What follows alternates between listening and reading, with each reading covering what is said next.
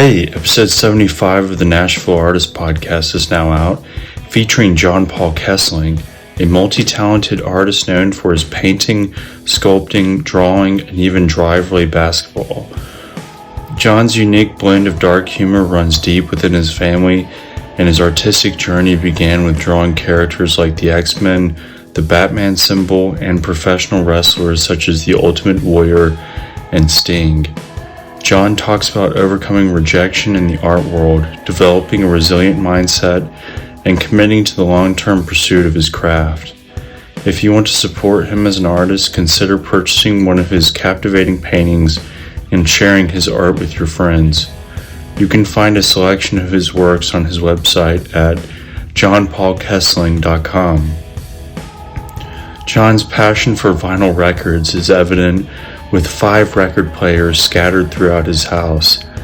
Lately, he has been engrossed in the world of metal detecting, uncovering amusing discoveries along the way. He also shares stories from his artist residency in Crete, Greece, offering a glimpse into his creative process and inspirations. John's favorite venues are Vinyl Tap and the Basement East. His artistic influences span a wide range, including Francesco Clemente, Salvador Dali, Pablo Picasso, MC Escher, Nicole Eisenman, Henri Matisse, Paul Gauguin, Tal R, Jules de Balincourt, Lucian Freud, and Damien Hirst, as well as the rich tapestry of Egyptian art. Enjoy the podcast episode.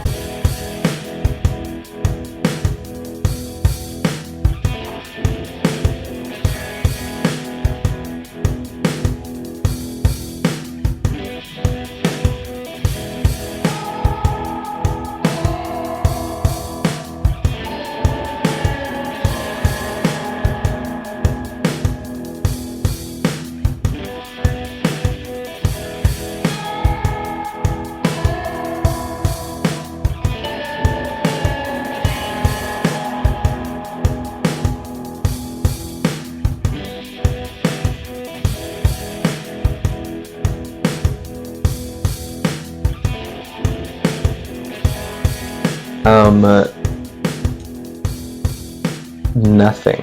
Nothing? No. Is that exciting? Nothing really. I worked on a frame for a minute and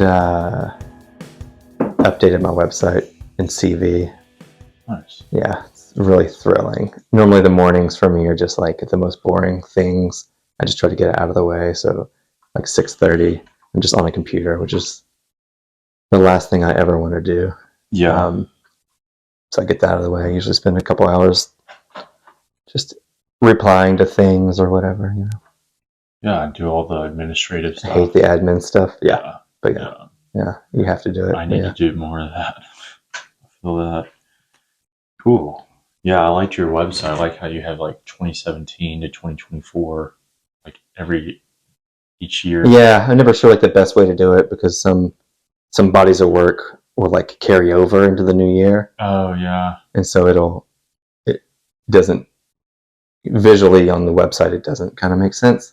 Huh. Yeah, you're like, oh, he only did one of these this year, like, and then now there's all these landscapes, but like one portrait, you know. And it's like, well, if the day before was 20, you know, the year before, and so it's just a weird. Time is weird, you know. Yeah. But I like how you can, like, as you go through the years, you can see the evolution of your ideas, stuff like that. Yeah, it's funny when I go back and look at it, which I do every day. No, but like, you know, just when I'm just making sure everything looks right, I can see like the slight color shifts and things more so just as an overall because, you know, I'm never in a space where I can see, you know, 70 paintings at once, you know, and so like, but on the website, you can just see everything as one big filled, and you're like, oh, you can kind of see like how things have slowly evolved into like simpler shapes and colors, or like, you know, less saturated tones and things. And it's just funny how like it sort of trends in different directions depending on, you know, what I'm looking at or thinking about. Yeah. Yeah. I like it. I like the different colors. Some are brighter, some are cooler. Yeah. Mixtures. But yeah, we'll go ahead and get started here. Sure. Hey everyone, welcome to Nashville Artist. I'm Jordan, and today John Paul Kesling is here. Thank you for coming over to your house. Thanks for having me. Thanks for having me at my house. I said your last name correct, right? You did, and I was really surprised. Okay. Yeah. How do people usually say it? Kesling. Kesling? Yeah. Oh, okay. And I actually know somebody who has, I just know her online, and I've met her in person because she weirdly lives near where I grew up. But her last name's spelled exactly the same, which there aren't a lot. She says Kesling. Huh. And she got that name, her last name, through marriage. Oh. And she's like, well, that's how he said it. And I'm like, I don't know who this guy is, but he's Good ruining God. it. Yeah, he's the reason that when I order pizza, they say my name wrong, And yeah, so Yeah, Kesling. but you got it right. Yeah, Kesling is so much more, sounds so much better than Kesling. thanks. Yeah, Kesling is like the knights. oh yeah, really. Kesling is like the peasants. Well, so for a lot, yeah, we're hiding probably our true history. Yeah. Sounds like, but it's the gallery that I show at in Nashville, Red Arrow. Yeah. I've been with them for several years, and within the past maybe past year, one of them, Katie or Ashley, they're like the ladies that run the place. They said my name, my last name. They said Kesling, and I go, oh, and I was like, I never corrected them, but they've always said Kesling. Introducing me to people, to me, they said Kesling, and I just never correct. It's not a big deal, And I just feel like, it doesn't really matter. But one day I was like, just so you know, it's Kesling.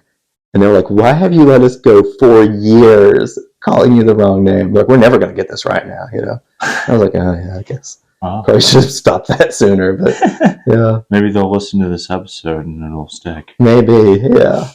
So, where are you from? Originally from Ashland, Kentucky.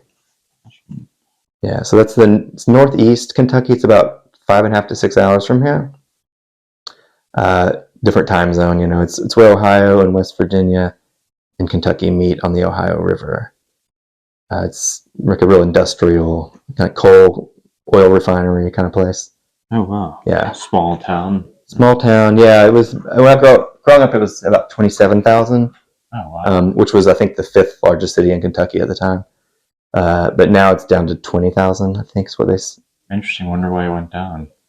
I think a lot of the industries. I know the steel company has shut down, and I don't really know. I mean, a lot of people are dying as well. Yeah.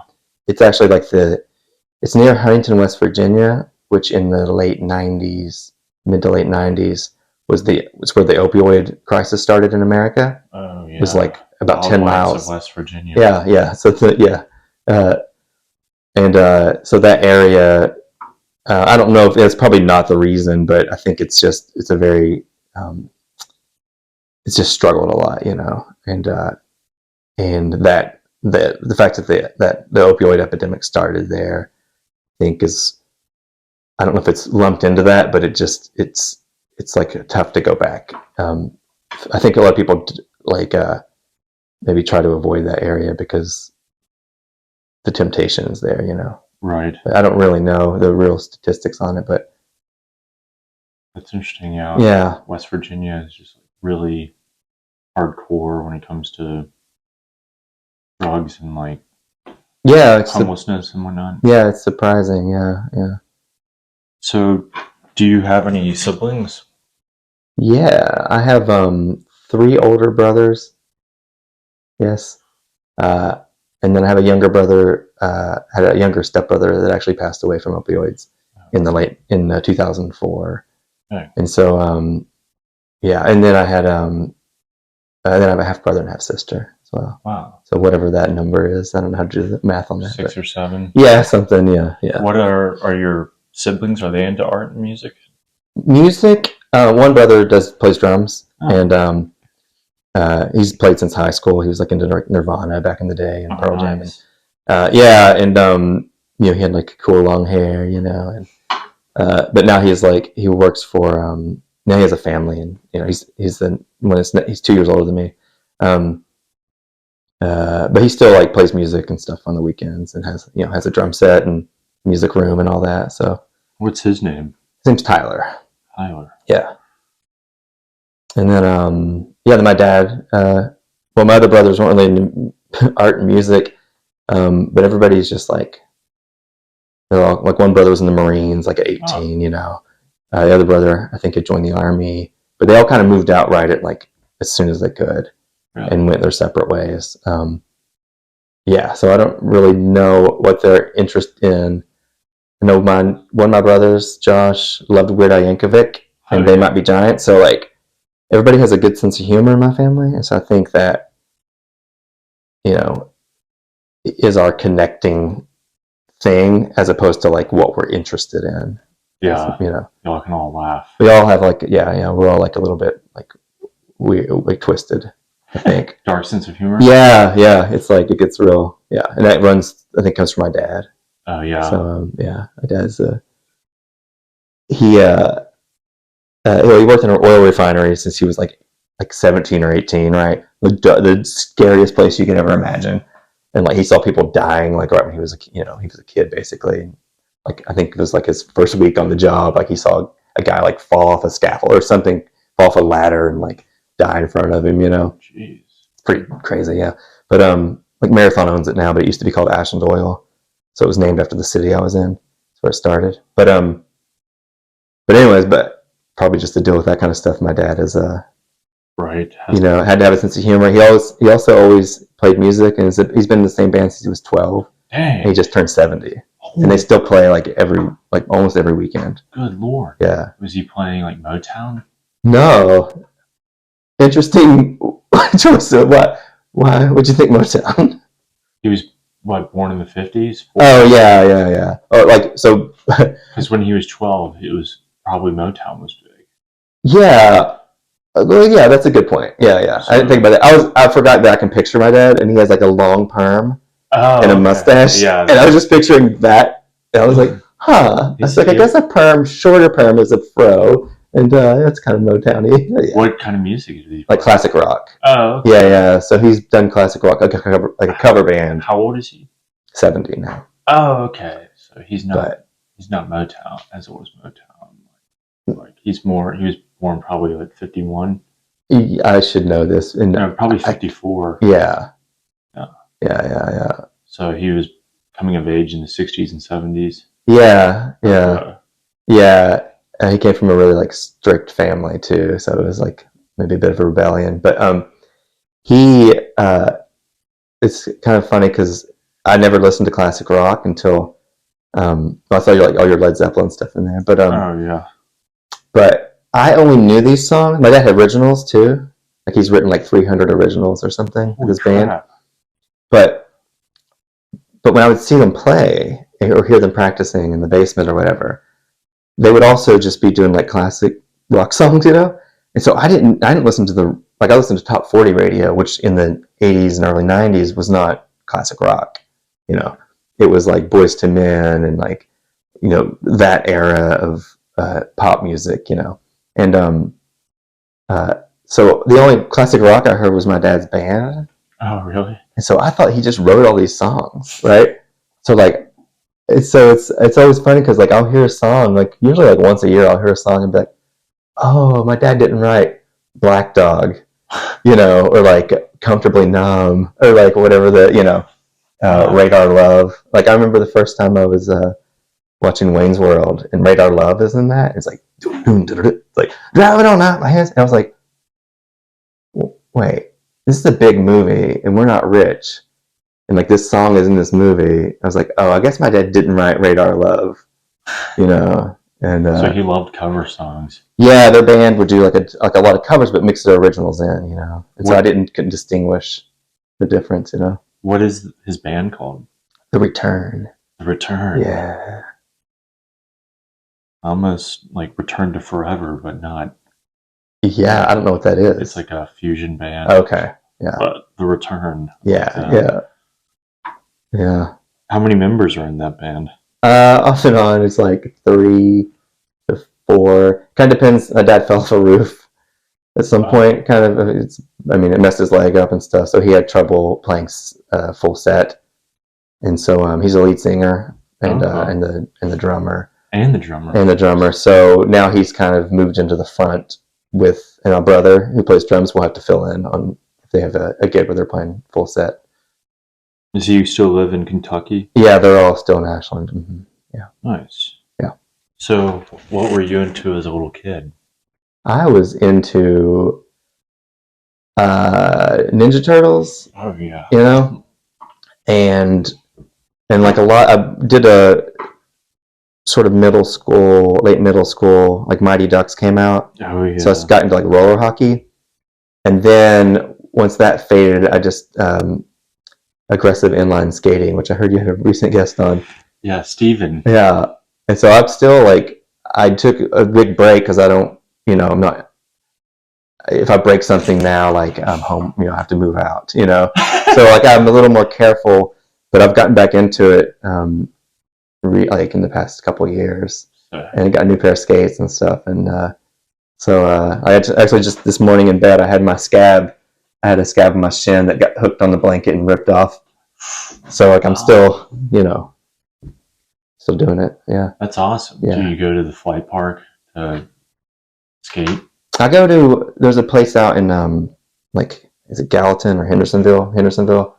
There's a skate park out there that's a little less aggressive than the Two Rivers has a big skate park, but it's concrete. Oh. Yeah. Everything's huge. And I've gone out there some, but this place is a little more low key, so I can like ease back into it. Nice. And then I've built some like little things at my house too. Wow. But yeah. Can you like grind and stuff? Yeah, still do it. Yeah. That's amazing. Yeah, it's it's the muscle memory's there, but then but sometimes just the body isn't, Right. So it's I was surprised because I lived in New York for a long time. It's been about 6 years in New York before moving to Nashville and Brooklyn, and I didn't really skate at all there. So I took a good 7-8 year break, and then slowly inching back into it. But I'm 43 now, so it's like, it's pretty intense. Yeah. Yeah. That's amazing. I gotta be careful. Yeah, it's fun. Inline skates, yeah. Steven was talking about how huge inline skating was in the 90s. Yeah, it was everything. Early 2000s. Yeah. And then it kind of like yeah, kind of fell off or something. Yeah, or yeah. skateboarding came, as he says, when Tony Hawk landed that 900. Everyone was about skateboarding. Yeah, that was it. That's funny. So Yeah. what first got you into like painting and art? I think I did always drew as a kid, and like I remember in grade school, my younger brother, I was like drawing like comic stuff, like not really comic stuff, but like X-Men characters. Oh yeah. Just replicating them. Just drawing. I'm not adding anything to it. Just like looking at a magazine or like a trading card, and just trying to redraw it bigger. And I remember doing the Batman symbol, and then like cutting it out and then like laminating it with like Scotch tape at my mammal's at my great grandmother's house. We'd spend a lot of time over there after school, and then my brother was like, "Oh, that's so cool." My younger brother, he was sort of an entrepreneur, and he was like always scheming, And he was like, "Can I have that?" And I was like, "Sure, yeah, it's cool." Glad he likes it. And then the next day he was like, "Hey, can you make me a couple more of those?" And I was like, "Oh, cool, man. Yeah." Like, he really loves these, And then and I later found out he was selling them at school. And I was like, "Oh, okay. Well, that's I guess you can make art and make money. Yeah. Not me, but somebody can, And and I guess I just kind of kept drawing and stuff, but I would draw like pro wrestlers. Like I would draw like Ultimate Warrior. It was like and Sting were like my favorite. So I'd draw like portraits of them, and this is like in grade school. So I was like drawing these like really bad portraits of I tore them all up once because he told me one of them didn't look like somebody, and he was like, "That didn't look like Macho Man or whatever it was," and I got like so I hurt my feelings so much. I was just like, I just tore up all my drawings back then, and I've just learned to handle criticism a little better now, but it still hurts, But yeah, then I went to undergrad, at community college and didn't really do any art in high school. Like we did a little bit, but not really. It was more just like hanging out and like one of the guys in that class would like play. He was a really great guitar player, and so he would just bring his guitar and play guitar in class, and we'd all just like hang out and watch him play guitar. It was like, and that was the class. The teacher was like real laid back, and he would like let us have sodas because we were kind of in this annex building off of campus. It was like a weird scattered campus, so like nobody really came to that building, so it was kind of like no rules. So we'd like sneak down and get sodas, and so we didn't really make any art. But then in undergrad, I went to community college, and started out. I was engaged to this girl in high school. Like she was still in high school, wow. And I had just graduated, so she was 2 years younger than me. But we got engaged, and so I was like, oh, I gotta have a family. Started out as a physician's assistant major. I was just like I was like taking like calc and medical terminology from Greek and Latin and all the chemistry and all these classes, like doing my gen eds to transfer those credits. And then we broke up, right? Which is like a whole story. And anyway, the guy at a talent show played a cover of a Bush song. Oh yeah. They were huge at the time, and he was like cool dude, and I was like a rollerblader, I was like spinning around in the parking lots and like, doing splits on rollerblades and stuff, and not as didn't have the swagger, and so anyways, he won that battle of the bands and got the girlfriend or the fiance. So we broke up, and I was an undergrad, and I was at community college, and then I just switched my major like the week after or something. I was like, I don't need family, I don't need money anymore. I was like, I'm just going to do art. I was taking elective art classes. Yeah. So then at that point, I just started like kind of pursuing it seriously, and just painting a lot and getting like good feedback for whatever it was, but for there. And then I went to undergrad and did like an official undergrad from my community college. Went to Morehead State University and did like a bachelor in arts there with an emphasis in painting, and then went to grad school for painting after that. So when you were younger, first starting out, what were there early influences that you're like, wow, they're really cool, I want to be like them? Or yeah, I thought I was going to do like animation. I was really into Disney. I come from like a Disney household, which is like more intense than whatever you're picturing. When I say like I'm from a Disney house, it's like a lot of singing. Well, less singing, but more of the aesthetics of musical. Meaning like everything that Disney has ever made is in my parents' house. Wow. Like the knobs in the kitchen are like a Disney character's head. Oh. The toaster burns like Mickey, like the Jesus of that world, into the toast. So there's like a Mickey head that burns into the toast. Every mug, they don't even drink coffee, but like there's 1,000 mugs with just Disney stuff. The dogs' names are Woody and Jessie from Toy Story. The cat's name was Ursula. She just passed away at like 18. The cat before that was Disney. My mom, I remember when I was in New York, I was like, how's everything going at home? And she's like, my dad has like a 200-gallon saltwater aquarium, which is insane, but like it's like in our living room, and it's like in the corner. But I was like, how's everything? She's like, well, the Nemo fish died, so that's like a clownfish, and she's like, but the dory fish is doing great. And I'm like, oh, is that a tang? I don't even know what that is, but like so it's like deep in the wow. So I grew up like penetrated. Yeah, so I grew up like loving Disney and like Little Mermaid and all those that era of like Beauty and the Beast, Aladdin, Little Mermaid, Lion King, and so I just like loved. I used to draw all of the Disney characters, So like I guess that was like my biggest influence early on, and then I branched out a little since. Who were there certain artists back then like that you could name that you liked their art? Yeah, the main, of course, like that era of like Dali, like when you first learn about surrealism and you're like, oh, I can draw something that doesn't actually exist. Like I can create my own reality. Yeah. Like that was like big for me, like MC Escher, like those things, those coffee table books of like that you could buy at like Barnes and Noble. So that was like a big like early on, like in high school still.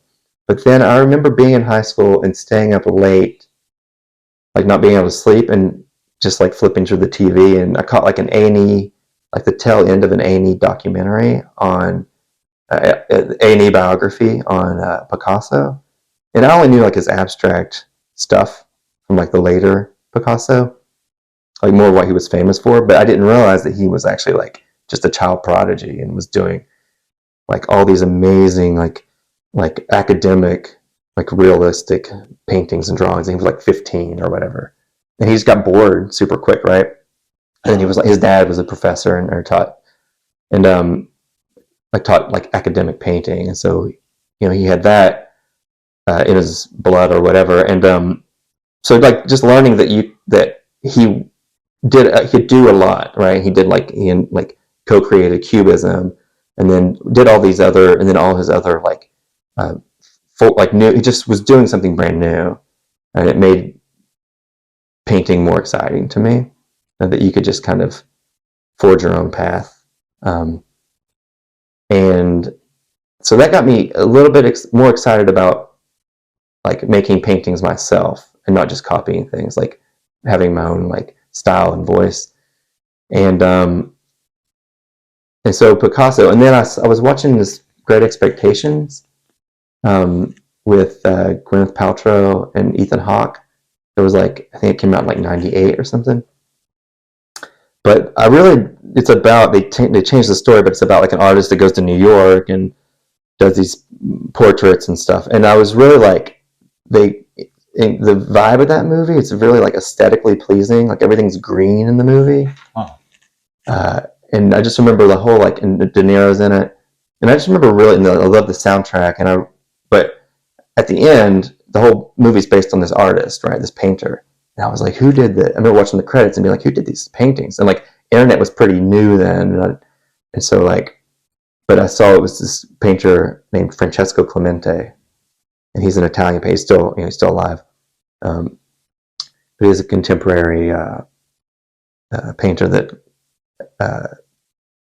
Italian, but he lives in New York mostly now.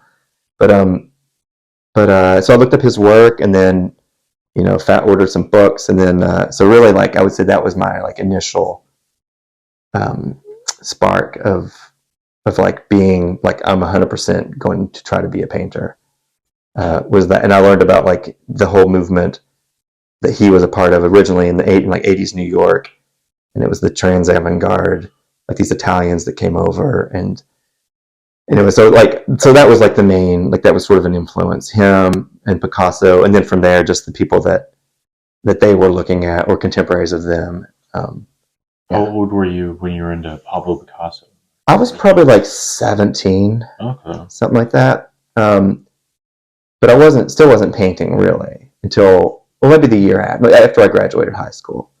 I did some sculptures that were based on Picasso paintings. Wow. So taking the 2D of his work and turning it into 3D.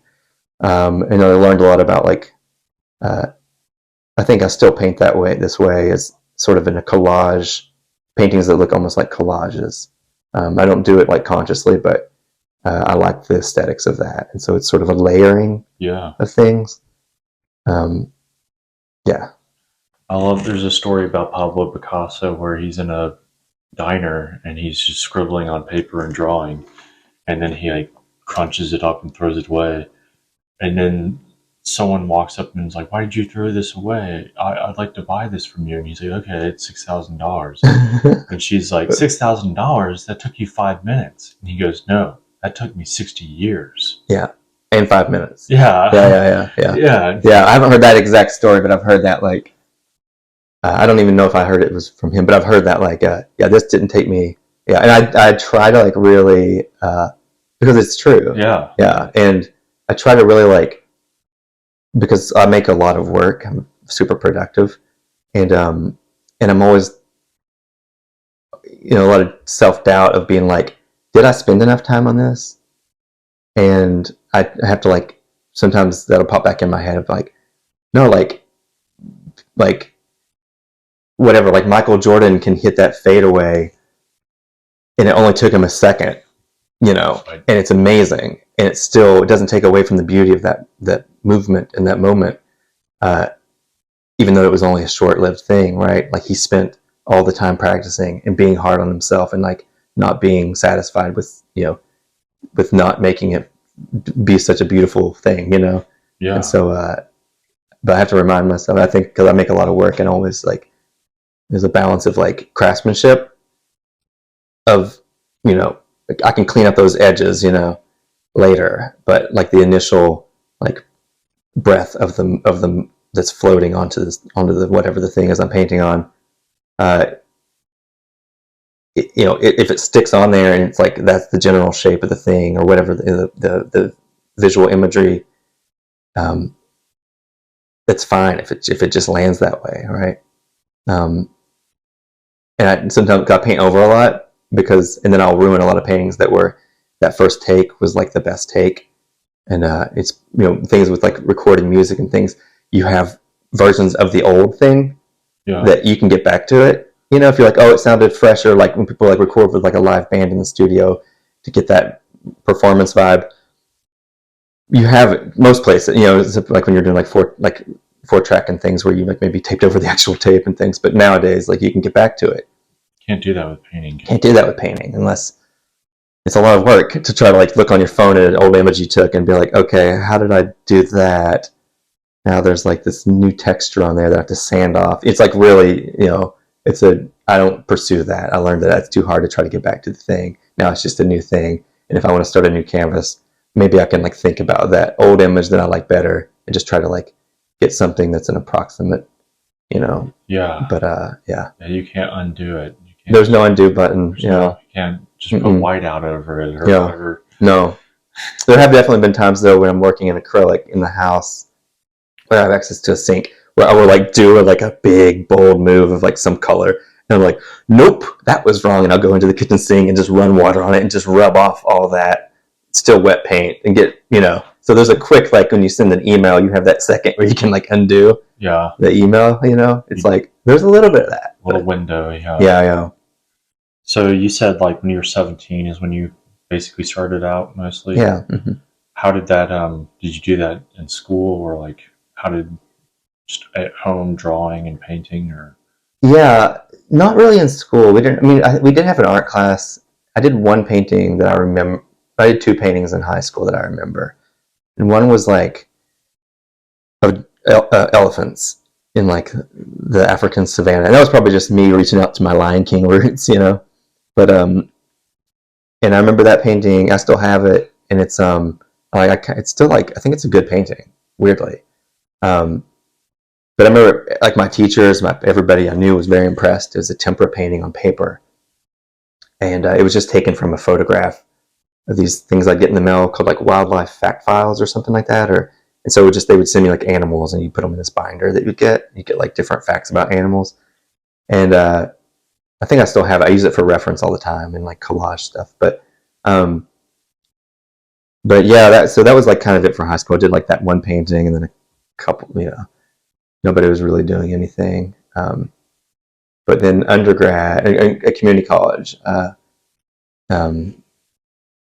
think I started really like being excited about different materials, and because we did, sort of had this like hippie art teacher, Oh yeah. that kind of like stereotype, but she was really sweet and really like inspiring, and we just had a closet in that room that was just full of material, just like stuff that she had collected, and you could use it for like all your sculptures and stuff, right? So we had access to like all this stuff and like assemblage, like found object art that you could just start like screwing and gluing things and wrapping things in wire and all this, and that was really exciting and like very like tactile, which got me excited about making stuff. Nice. So why would you say you're drawn to painting and art?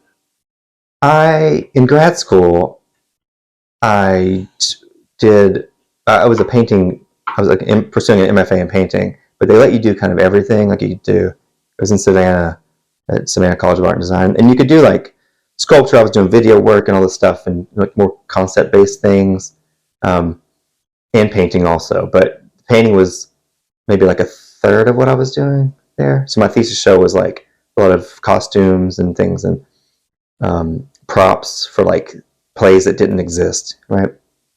And props based on images taken from my painting. So I guess I was doing the same thing of taking a 2D thing, like I was with taking like a Picasso painting and turning it into a sculpture. I was doing that with my own work. I'm just now realizing this, but yeah. So when I moved to New York, I had space is very limited. I was sharing a studio with 4 other painters, and I was trying to do sculptures. And like after about one sculpture, I realized I don't have anywhere to put this now. Like I don't have any room in my studio, so I was just like, I'm not gonna do sculpture. I don't have the space for it. And also like I was moving away from concept-based, like idea-based art, which is like, it gets in the most extreme form. It gets to where like you have the idea, so now you don't even have to make the thing because the idea is the thing. And I started thinking like I was going to all these shows and seeing all these beautiful paintings that, the material of the paint itself, being drawn to that, and thinking like I'm not really making paintings. Like I want to do this. I like the way it looks. I like the way it smells. And like, so I guess I started like thinking like I don't want to make concept-based paintings either. Like I want to make something that looks like beautiful, which whatever that is to you or to me, it's different. But I want to make things that I enjoy. Like I think that there's a visual like rhythm to, and I want to use color, and I want to like explore the idea of paint and what I can do with it from an emotional standpoint. And so I really just got heavy into like, honestly in New York I wasn't making a lot of paintings because I was just working all the time. I was building furniture like out of garbage dumpsters, like the trash. Wow. And like ripping nails out, and which was a different, it wasn't really sculpture, but I'm using a lot of that in my work now, in frame building and things. But I was just trying to get by, and be somewhat creative. And I was also working like retail and in restaurants and bars, and but I didn't have time to like really focus on painting, And I was also just like partying a lot, But so I moved to Nashville in like 2016, and had space. I live out in Madison now, but I had this space to paint, and during the pandemic in 2020, I quit my like bartending job here, which I was only doing a couple days a week anyways, because the overhead's lower here, at least out in Madison. It's still relatively low, and they haven't raised our rent in like 8 years, which is insane. And so my studio is at the house. It's a detached garage. I have the space to paint. I have the time to paint, and so like it really is like all I want to do, and it's kind of a problem. I feel like I know I just need to like go outside more, and talk to my girlfriend, but she works, she's busy too, but so I have to make myself take breaks because I'm just like, I just love making paintings and I hate stopping. And I feel like if I'm not making something, I feel like I'm like missing a nutrient. I start feeling real off. Yeah. And I don't know if that's just like human nature of like wanting to build, or like dig in the dirt, or like move, chop something down, or like what it is, but or like growing something. Just you just feel like you always need to be like shifting things, moving furniture. Like I move furniture a lot, like in the house, like always like rearranging, and like I think I just like have trouble sitting still. Oh. Yeah. It's your calling. Yeah, I was gonna say maybe it's the coffee. Well, that may switch to half calf now. So. Oh yeah. Yeah. Who knows? I mean, getting lost in your own little world is like the greatest thing ever. Yeah, and honestly, like I would say sobriety. I don't drink anymore. It's been like 5 years or so. Wow! Congratulations. Thanks. Weirdly, it was like easy for me. I mean, I was just making a lot of mistakes in my life. Yeah. And so that was a big motivator. But once I quit drinking, I was still bartending and stuff, which like 3 of the bartenders were sober, which was kind of funny. Yeah. They're like, "How does the beer taste?" I'm like, I would sample it. I would like taste it enough to just, I don't know if that's maybe I wasn't sober, but I would just take like a taste of it to be like, okay, that's bitter, that. But in the new cocktails, I would take like a straw full, like the little stir straw, just to know if how sweet is it, how does it need more mint, whatever the thing is. But I never had like a full drink, you know. But like, two other bartenders, like they wouldn't even taste the things, you know, and like it was a beer heavy bar. Oh yeah. It was Vinyl Tap. Vinyl Tap. Yeah. And so that was kind of funny. Like 3 of the 6 bartenders were sober, you know, but we were all around the same age and had made similar mistakes in our lives, you know. Yeah. But the productivity of my art has like, because I'm not hungover anymore, I wake up at like 6 a.m. on accident, you know, and I'm just like, well, here we go. You know, I'll go to bed at like 10, you know, so, Yeah. but so that's, I think that's like a big part of, I don't even know what the question was, but It was just, why are you drawn to painting and art? yeah, I mean, what else am I going to do? You know, Right. I'm not partying, I'm not hanging out, you know. You have all that extra energy. I have now. so much extra energy, and so I gotta disperse it. yeah, I think I'd go crazy if I wasn't painting. Right. So yeah, I understand. yeah, So do you have routines now? How do you develop your artistic skills? yeah. I do. I wake up. My girlfriend wakes up early, like for various reasons, and we both work from home. But you know, I'll make some coffee and then start doing online stuff for a couple hours. Admin is typically what I do. You know, feed the dog and all that, and then yeah, then I'll just kind of. I usually am thinking about what I'm going to do that day. It depends on the weather because I have a big the garage basically. It's like a detached garage. It's like 20 feet by 40 feet. That's where I do like my oil painting, spray paint stuff, woodworking. But the weather, it's not insulated in any way. It's like outside basically. Like there's weeds growing in, there's birds in there. Wow. Because they can like get, the roof doesn't meet the wall. Oh, right. Yeah. So there's like light that comes through, and so things can just come in. It's just like slats of wood, you know. So it's like a shed more so. All the electricity is ran by an extension cord that comes from the front of the house, like an outdoor outlet by the air conditioning unit. Because like it's like buried into the ground just from time. Wow. Should probably switch it out, but so it's all just ran from one extension cord. It had no lights, you know. So there's like just, I have a fire extinguisher. Yeah, so I work in the warmer. It's warming up a little bit now, so I can work out there. And I work out there all summer. You know, it's like 100 degrees out there. But I have a big fan. I just move it to wherever I'm working. But it's oftentimes in the summer. It's like, I mean, it's pretty. I don't like having. I feel embarrassed having people over. They're like, "Can I come over to your studio for a studio visit?" I'm like, "Wear shorts. Like, wear a bathing suit. Like, it's gonna be hot. Like, it's stupid that I'm working out here. It's like dangerous, you know." But and there's no breeze. It's like I can't, you know, there's no windows or anything. But yeah, and then so in the summer, warmer months, I work out there, and then I typically, a lot of sketchy things happen in our neighborhood. Like we were part of a drive-by. Like our car got shot up. In the past year, like the other like 14 shells, and the car took 4 bullets, and that's like where that's my studio's right there and everything. Nothing hit the house or the studio, but you know, somebody was trying to, a couple days ago, we were trying to like yank the license plate off my car, so it like mangled my license plate, and the plastic is all broken. Dang. There's a lot of foot, we're on a corner, so it's a lot of foot traffic.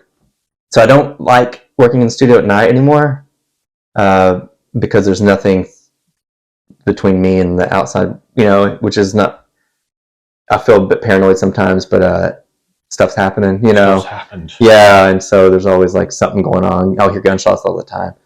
So I have an indoor space. We have an extra bedroom, and it's a small room. It's like, you know, but I have my computers, like my desk set up in there, and then it's an L-shaped desk, so I have half of it I use for painting small works on paper, you know, smaller canvases, acrylic, do drawing and watercolor inside, and then I have a small easel in there.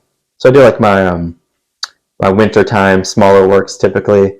We're sort of coming out of that, at least right now. I'm sure it's going to get cold again, but so I'll do that. But typically, I like to be out in the bigger studio where I can, like, you know, be a bit noisier too, and like have music going. Girlfriend does sound audio editing stuff, and so headphones in the house, you know. But yeah, my routine is basically just I work until 6, you know, so like 8 to 6. Take the dog for a walk just before sunset typically, and then that's kind of it. And then I try to like make myself go out and skate, like do some physical things. I've gotten like Polaroid cameras, so going out and shooting some photos when it's like the weather's decent, and it makes me get out a little bit, and Yeah. because a lot of my work is nature inspired. So when I'm out on the walk with the dog, I'm always taking photos. I'll take like 20 photos on my phone and do landscape paintings based on those too. So, and then, but yeah, that's kind of the daily routine. And then just every once in a while sprinkling in some rollerblading and some, trying to get back into metal detecting, which is something I was doing. Oh, sick. Easier on the joints, yeah. But, that's it. And then just dinner, have dinner, always doing chores, trying to keep discipline in that part of my life, and have dinner in front of the TV, catch up on all my shows, Yeah. Got into Bonanza lately. Bonanza. Yeah, I don't know. Apparently Bonanza is a show that has about 14 seasons. Oh, wow. Yeah. So you practice your art every day, basically. Yeah, pretty much every single day. I'm doing something. Like lately, the last few days I haven't painted really. I've been building frames and prepping some work for some upcoming shows. So I feel a little bit like weird that I haven't technically painted in about 3 or 4 days. But yeah, I paint every day if I can. Yeah. Nice. Yeah. So now, who are your favorite artists of all time? Of all time, I would say still Francesco Clemente.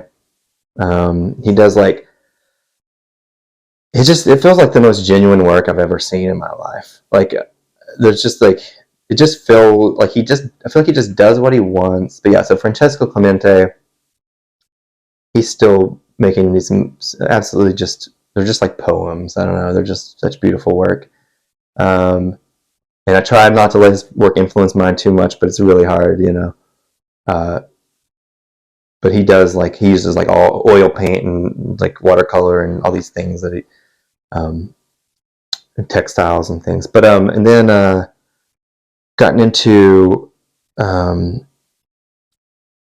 Eisenman. She's a contemporary painter. I've only seen a couple of her paintings in real life. I saw one show in New York that I went back to it twice, and it was just like her techniques are just like amazing. And the paintings are just really interesting paintings. And then there's I gotten into like Matisse, like which I sort of just was never on my radar. So I watch a lot of documentaries, like on the background when I'm working indoors.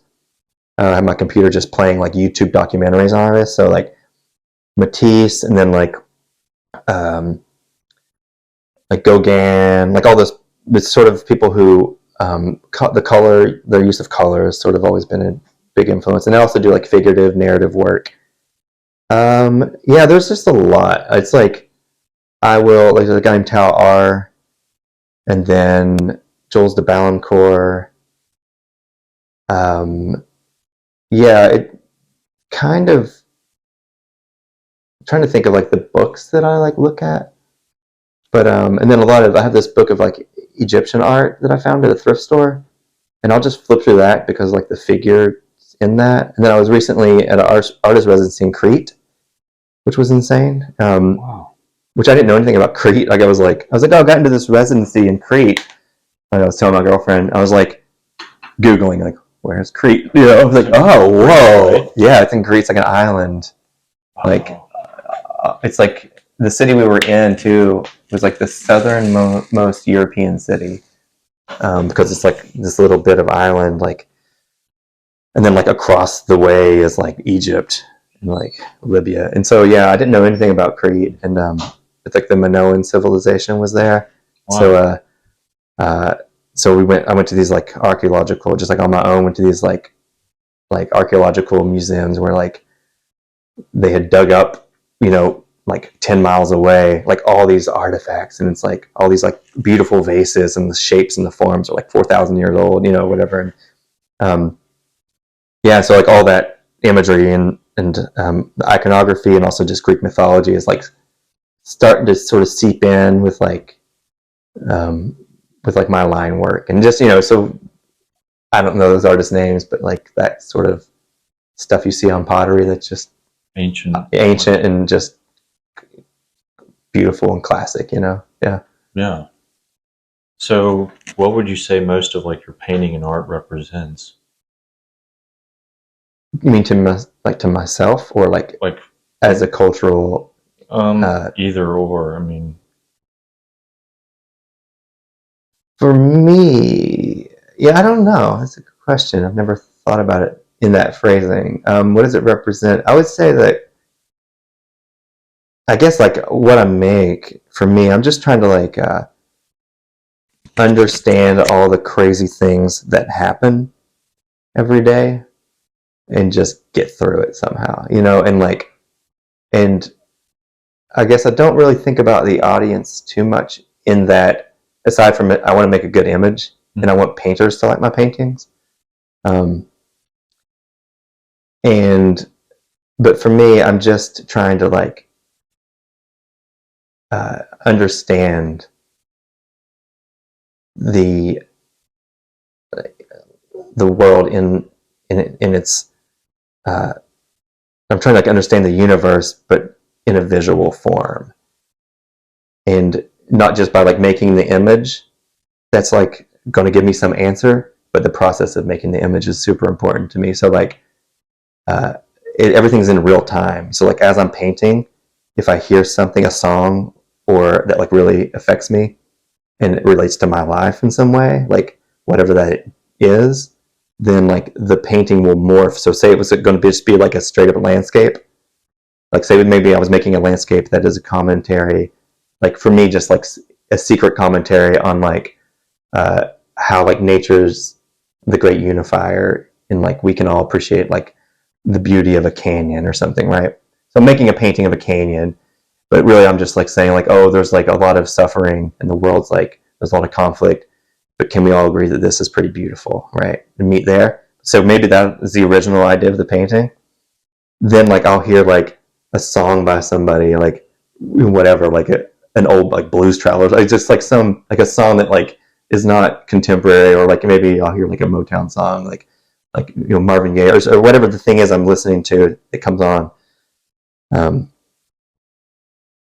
something from that line will be like, oh, this painting is not going to be about this thing you were talking about. Now it's going to be about like your friend in high school that passed away recently, and like how you're trying to deal with that also concurrently, And so then there'll just be like this thing I just lay on, like I'll just lay a big color over, and the landscape will mostly be like layered with something else, and you'll maybe see like and by the end of the painting there's like a gradient from the sky that's left over in this painting, but now it's something different, And so there's a fluidity to paint physically, but for me, I'm just trying to like make sense of it all.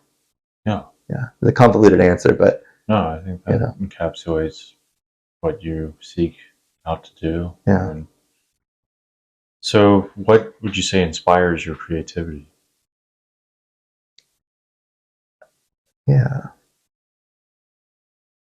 Kind of similar to what we just talked about. Yeah, it is. I don't think. Yeah, what inspires my creativity? It almost is just like an innate. I mean, kind of talked about it, but like I just need to make stuff, And I know a lot of people suffer from like, well, there's like writer's block, and there's like songwriting block, and whatever the thing is that your creative endeavor is, I don't know if there's like child raising block. Probably is, right? Like I just don't know how to raise a child anymore. I don't feel inspired to raise a child. That's probably like actually more potent than any of the other blocks, But then in that too, there's like you're just like, no, I have to do this thing. I have to take care of this kid. I have to make a painting, and so it's just about showing up. And so like maybe every day I don't have an idea of what to paint. Most time I don't really plan things. So I'll just sit down, and then the creativity comes from just the making. So I'll just start smearing paint around, and then I'm like, oh, now I have an idea, I also have like several books open, and I'll just be flipping through pages in books, like usually art books, and just pulling images, like getting inspired by that too. Nice. Yeah. Yeah. You create like a little problem for you to solve. Yeah, it's a good way to. Making a random mark and then being like, okay, well, now I work from there. Yeah, that's actually a clear way to say it. Yeah, yeah.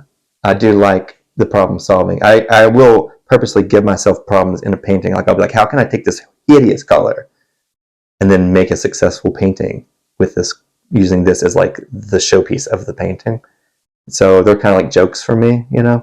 I'm like, how can I take this absolutely ridiculous idea, but make it like aesthetically pleasing and have some form of grace, Yeah. Yeah, I do that a lot. Yeah. Nice. Okay. So how would you best describe the type of artist you are? Just like a cool dude, Just like what sometimes I feel a bit, I don't like a lot of painting, and so I feel a bit judgmental. But I'm a judgmental artist. That's the kind of artist I am. No, I'd say like overall I'm just like I just I try to be as honest as possible while still trying to make a buck.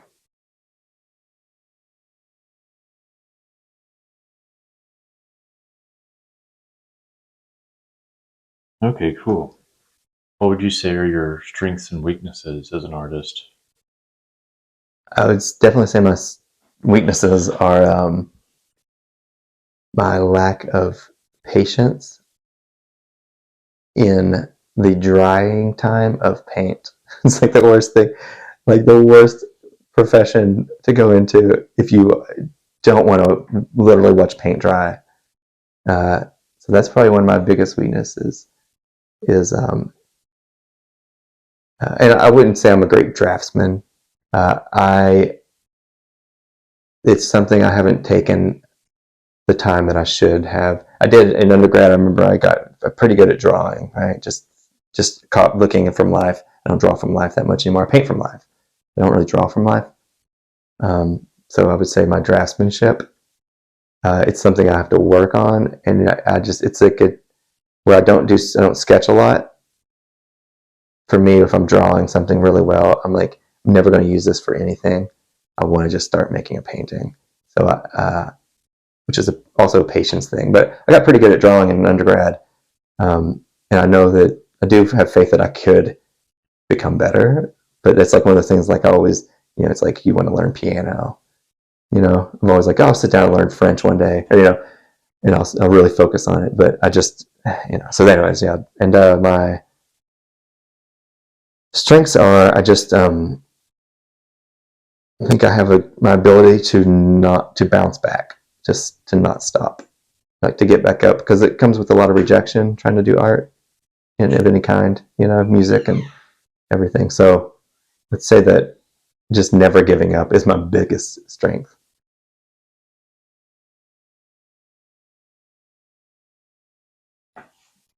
Awesome. So you've been in Nashville since 2016? Yeah. What originally brought you here?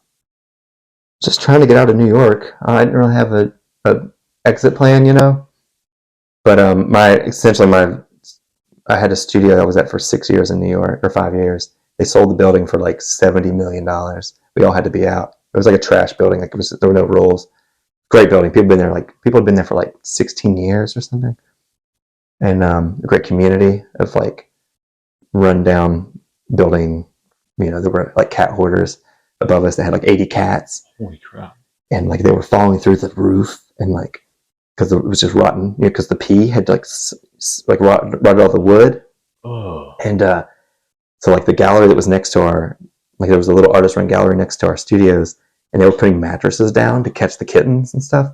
It's like insane. So the building was like needed help, but now it's like I went back recently to New York and I saw that building, and it's like luxury condos with like, I think, a rooftop pool. There's like a dog park on the roof, and like they've like added like layers to the other like floors to the building, and it's like $1 million condos. But anyways, at the time it was cat hoarders. But they sold that building. We had to all get out, moved to another building in the Navy Yard. 6 months later, they sold that building for millions. We all had to be out.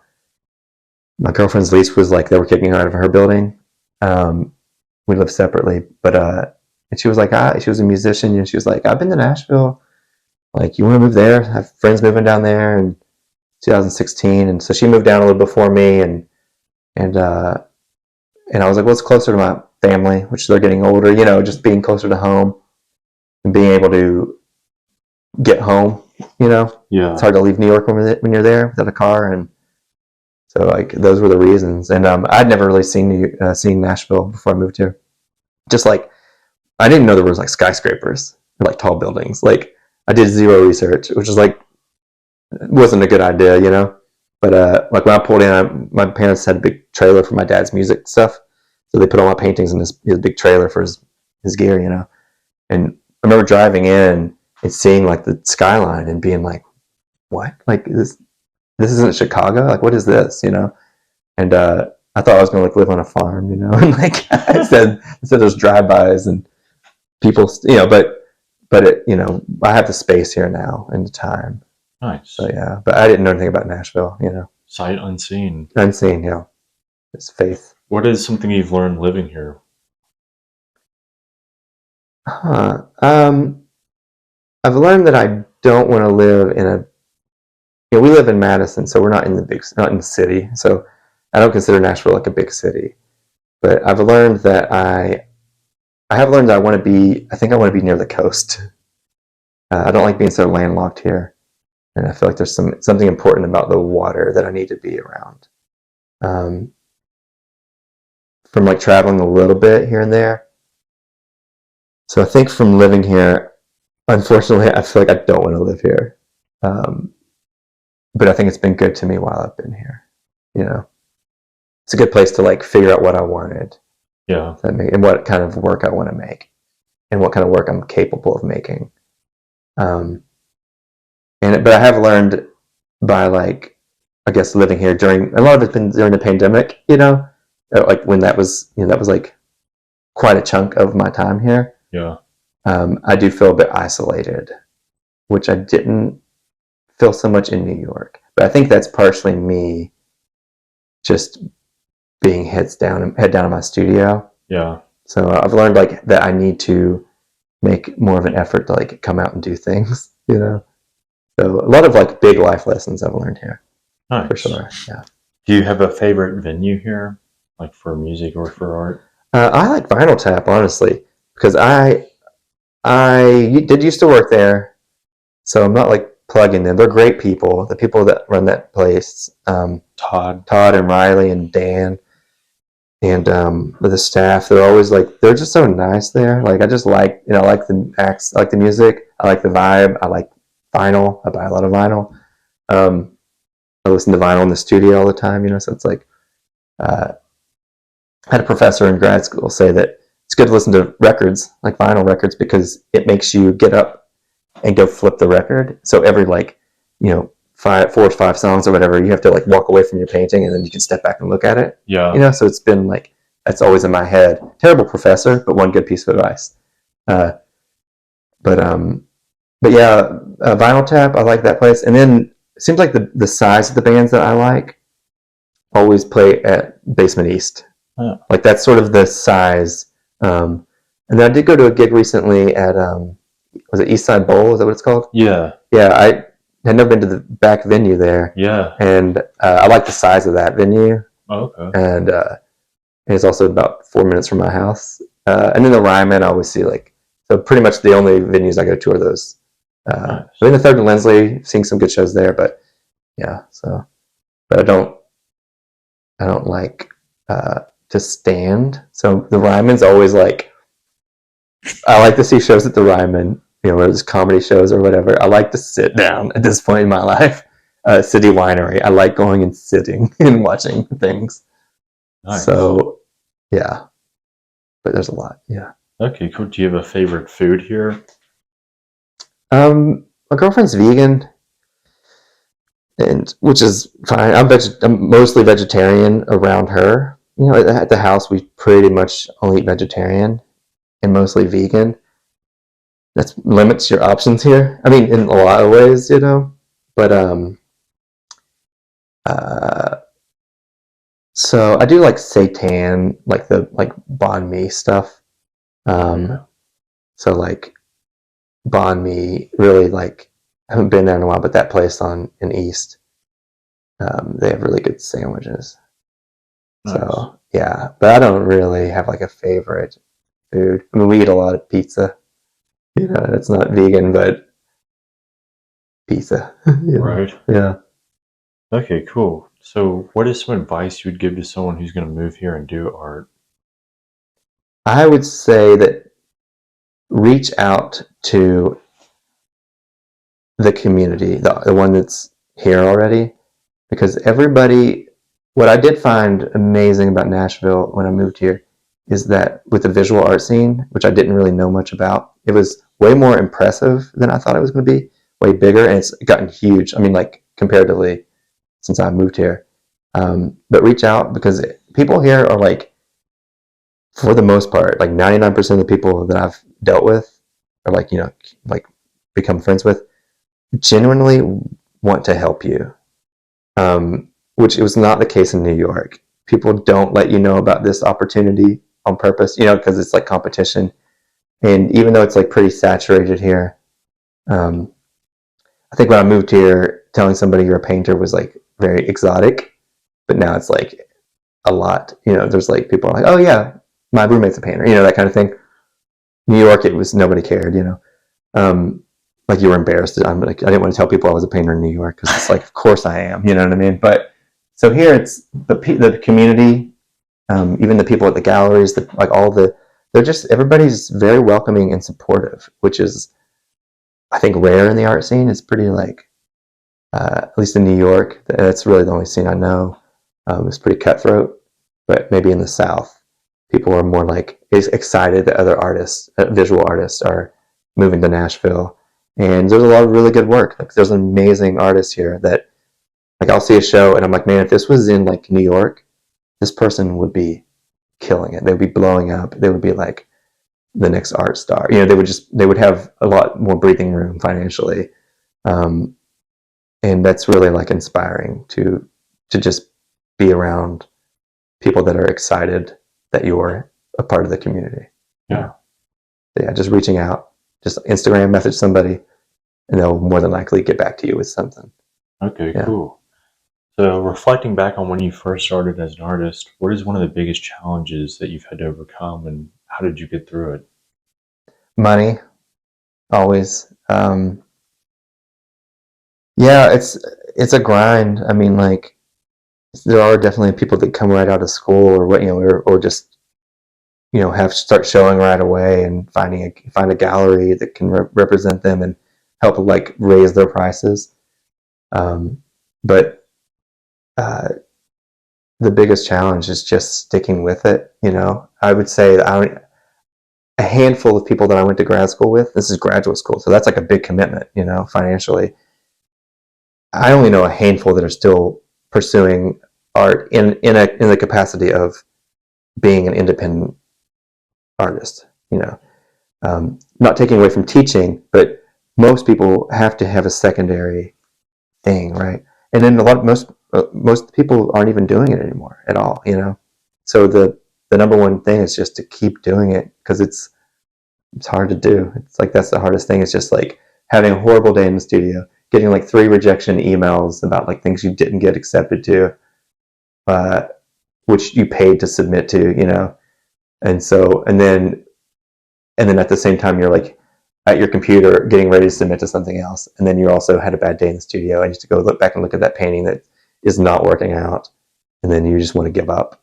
So just go. I had a professor in grad school to just say that, like, you're gonna have bad days in the studio, and like that's just how it is, and just go back in, you know. And it's like that's really what it is, you know. You hear about like these musicians and people and actors that like didn't get the part, you know, and then almost gave up, and then just one thing happened.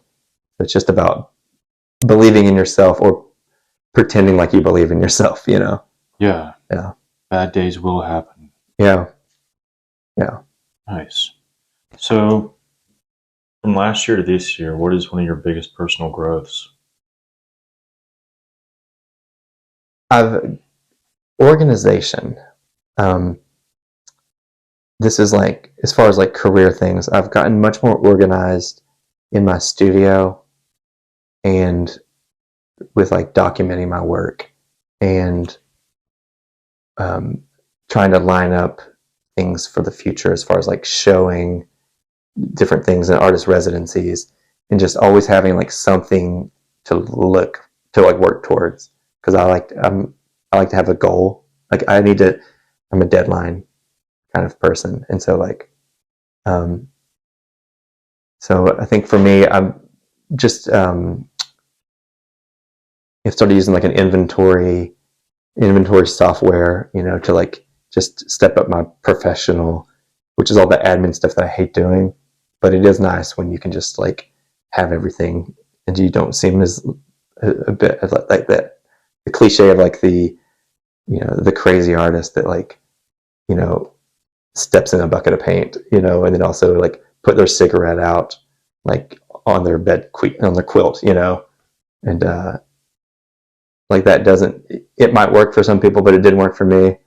And so I feel like proud about how like organized I'm slowly working towards. Yeah. Nice. Okay. So, how can people support you as an artist? Buy my paintings or tell a friend.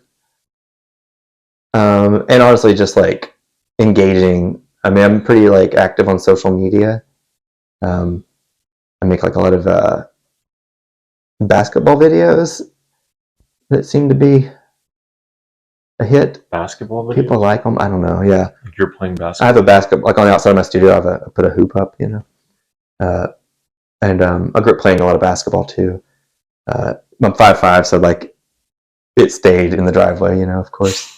But all my brothers, we had like a team, Yeah. and so uh, but yeah, just like I just like when people reach out and show interest in anything, and show me what you're doing, I like to, yeah, just engage, that's nice.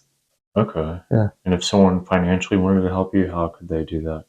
Just buy a small painting, Okay. help clear up my inventory. Do you have like a Patreon page? No, I don't have a Patreon page. Or I know a few artists, visual artists that do that, but I don't know. I know it's like much more. I know know a lot of musicians here, and they have like Patreons, and it seems like a lot of work, like keeping engaging, putting out that content, yeah.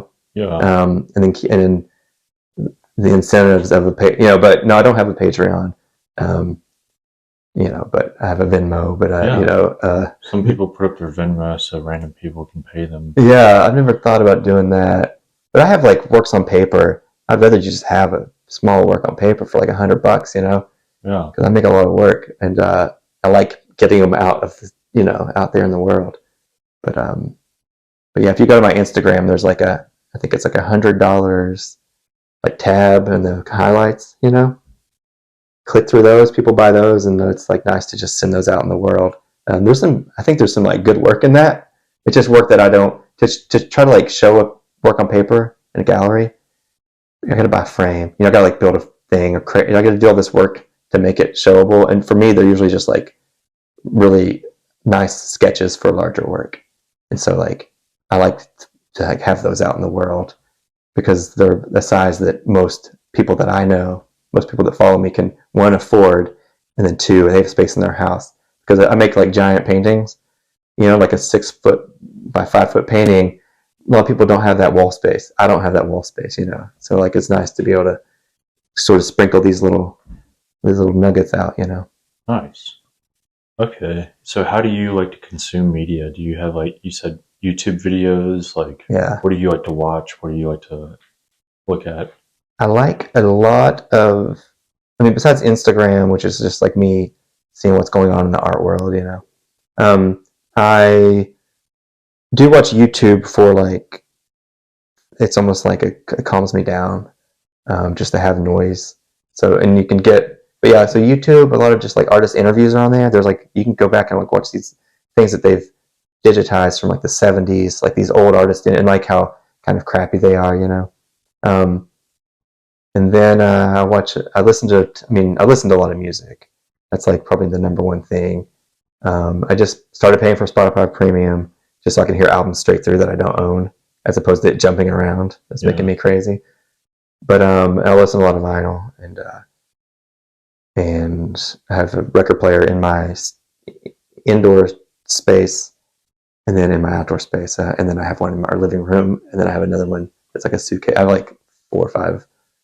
I have one we're not using. Yeah, anyway, so I have like, I can have vinyl in every room, you know, but because I get a lot of inspiration by album covers, for one, and then also just the music itself, and then, you know, opening the ones that, you know, and then I watch a lot of, you know, I've like a Roku, so I've been like into watching old TV shows on there just to like expand my cultural references.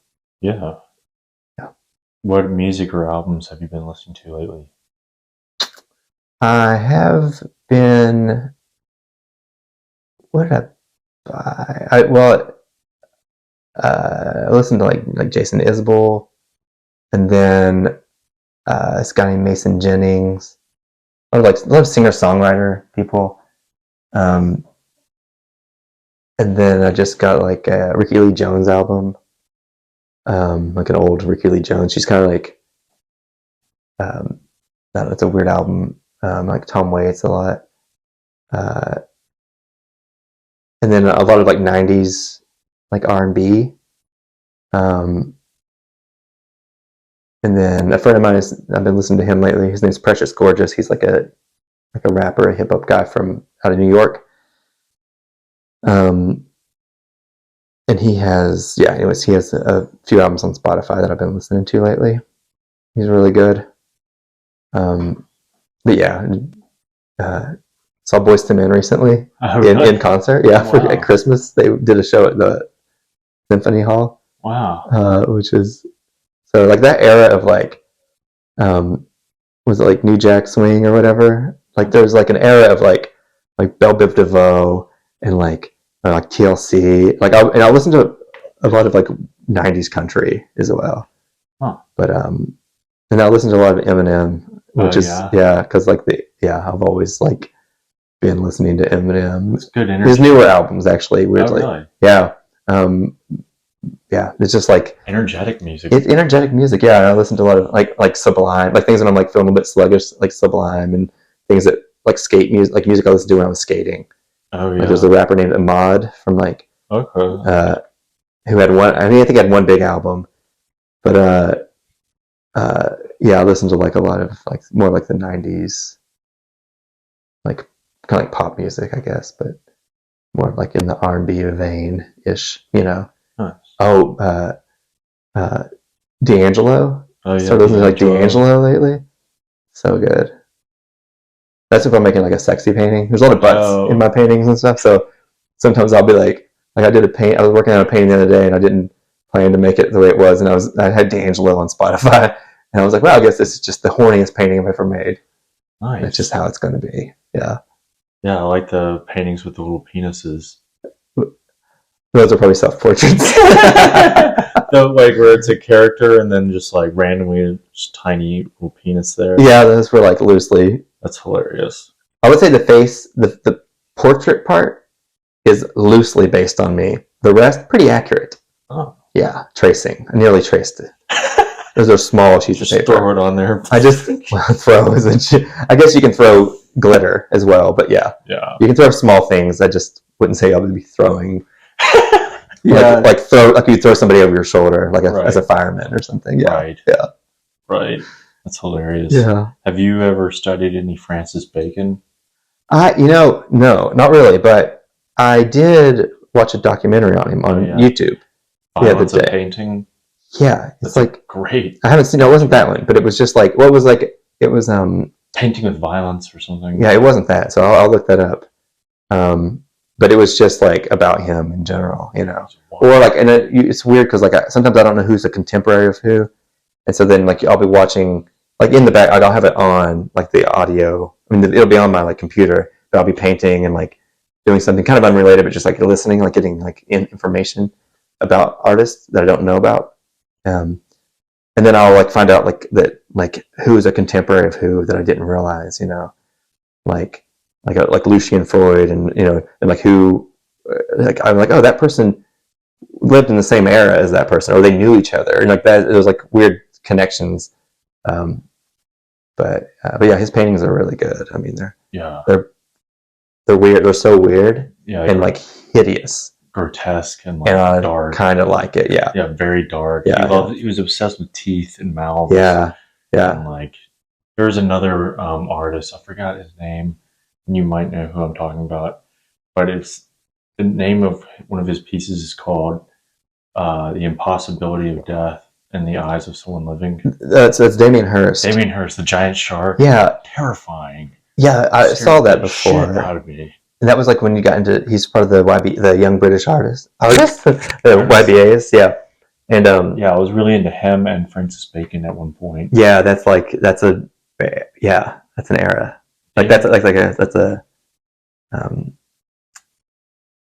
a mood for sure. Those two together. Yeah, it's horrifying. Yeah, the shark just in a room. It looks like it's swimming in the disgusting. room. Yeah, I mean to see that, you know, it's like in that formaldehyde. Yeah, and yeah, there's a lot I could say about Damien Hirst, but and like controversial kind of thing. Yeah, I mean, check out his new paintings. Excuse me, he's I'm getting upset.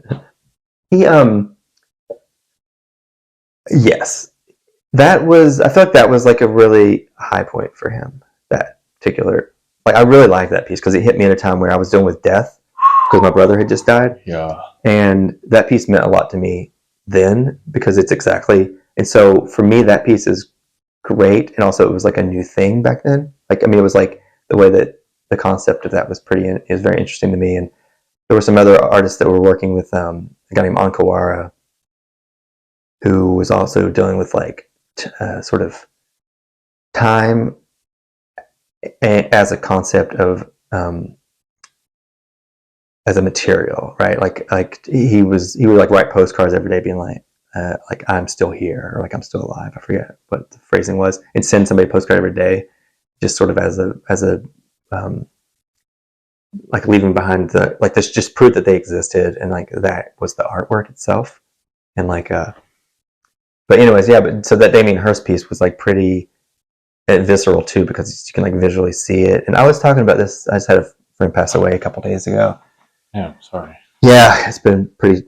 Sorry to like bring that down, but yeah, it was pretty hard. One lost a lot from my hometown to opioids, and like this one was particularly been hard. And but I was like thinking about the funeral. I was like, I don't know if I want to go, like, because if it's an open casket, like, do I even want to see that, right? Like, do I want to see that person that I like cared about? And I was just thinking, what a weird concept, because it's similar to the shark thing, right? Mm-hmm. It's like you can see it. Like, but do I want to? Do I just want to like pretend like they're still alive? Like, I know it's not healthy, and like not, but like, and I remember seeing. I guess I haven't. I don't know. Just seeing somebody who's like pretty young, just seems like, do I need that in my life? Like the last time I saw him, actually I ran into him in Nashville at D's, just before the pandemic. It must have been randomly, just like last call. Like she was there, just like, dude, what are you doing here? I'm like, I live like around the corner, you know. And it's like, what are you doing here? You don't live here. It's like, yeah, I know the guy works in the kitchen. We met at a festival, and I was like, great to see you. You know, we hung out all night. It was fun, but like that's kind of how I want to remember her as a, you know. So it's like, it's a weird.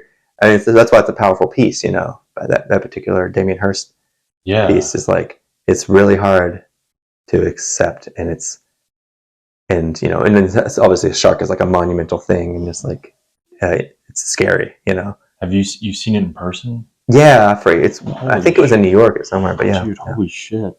Yeah. Like sharks terrify me. and the blackness of their eyes terrifies me. Yeah. And like to see one in like that in a room in a way that it looks like it could still kill you. Yeah. It's horrifying. Yeah. And the fact that the first one started aging in the formaldehyde, and so it developed these wrinkles.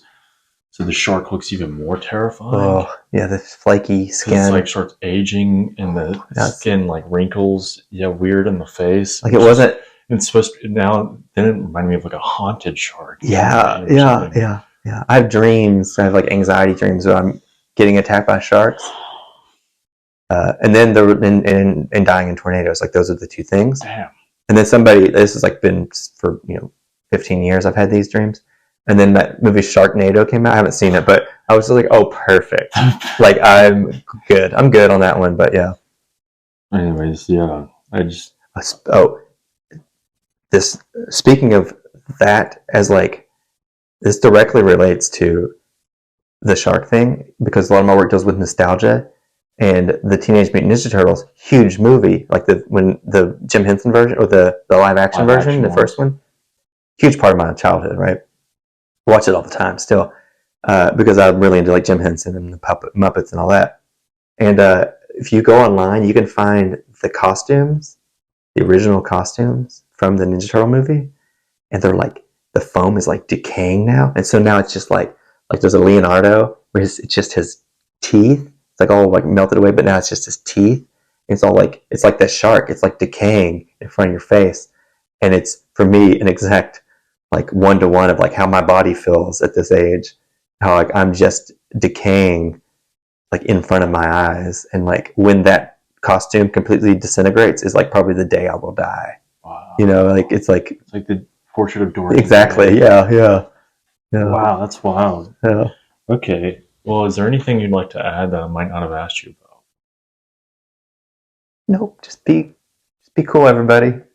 Cool. Yeah. All right. Well, here's the last question. What is something absurd you love or do? I mean, probably the metal detecting. Like, what am I doing? But here, I will say this in defense of metal detecting.